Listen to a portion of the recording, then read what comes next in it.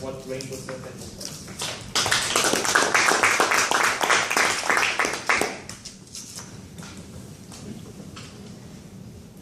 If you could wear whatever you wanted and you knew that no one would think of you any differently, what would you wear?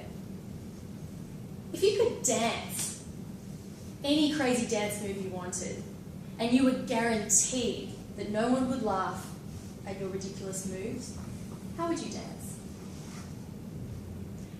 And if you could strike up a conversation with anyone and you knew that they would be warm and friendly and welcoming towards you, who would you speak to?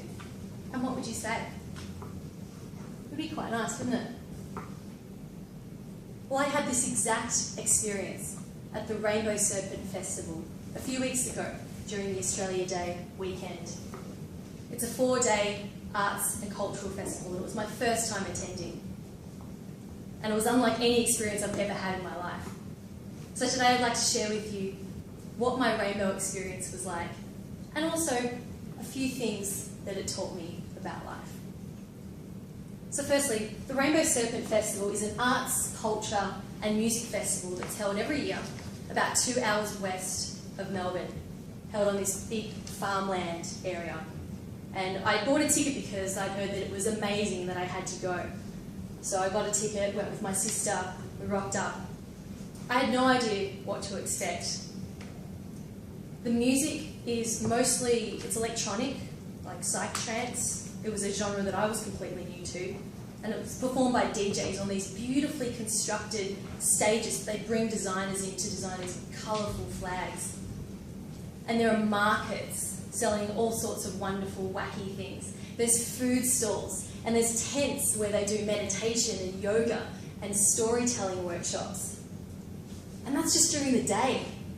At night time, the whole place transformed into this pulsating mix of music, of people dancing in their sparkly costumes, of crazy, insane light shows where they would flicker lights and all over the hills and the surrounding trees.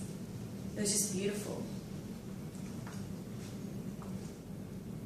And I mean, I just loved it. And then at dawn, the stage would still be packed with the hardcore punters who'd be dancing along to the beat. At the end of the festival, it was actually quite a common sight to see people hobbling along with band-aids on their feet, clearly a sign of too much fun. And the costumes, my gosh, think of the most crazy, outlandish outfit ever, and someone at Rainbow will outdo you. There were people there dressed as fairies. Fairies were probably the most ubiquitous. There were unicorns. There were people dressed as rainbows, dressed as bacon and eggs. There was a group of people dressed as the entire character cast of Mario Kart, with balloons and everything. It was ridiculous. I was in awe the entire time. Rainbow is like a giant playground for adults. There are no rules, no mobile phone reception, and no 1 AM curfew. You can basically do whatever you want. Now, if you've seen some of my speeches before, you'll know that I like to learn from my life experiences and share them with you. And today's no different. I'd like to share with you 3 things that I learned from Rainbow Serpent.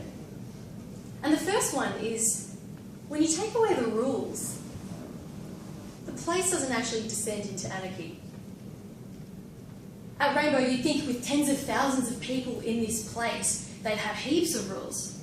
But the only rule was, no glass. Because they wanted to protect people's feet, obviously, from all that dancing.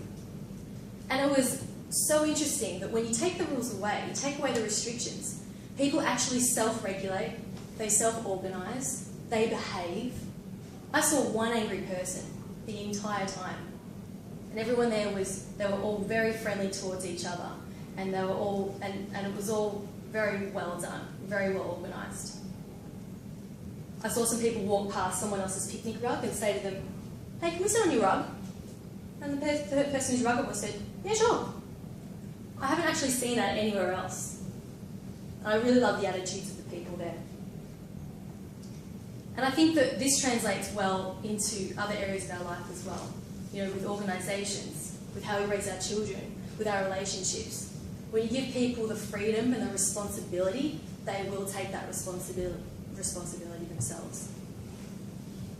The second thing I learned from Rainbow is how to live in the moment.